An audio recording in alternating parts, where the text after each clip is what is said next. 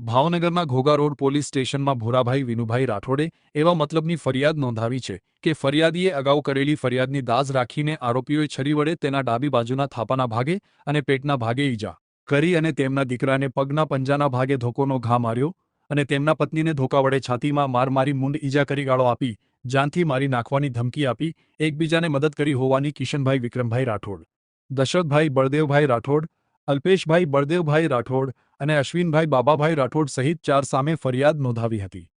ફરિયાદ નોંધાતા પોલીસે આરોપીઓને ઝડપી લેવા ચક્રો ગતિમાન કરીને ચારેય આરોપીઓને ઝડપી લઈ આગળની કાર્યવાહી હાથ ધરી હતી।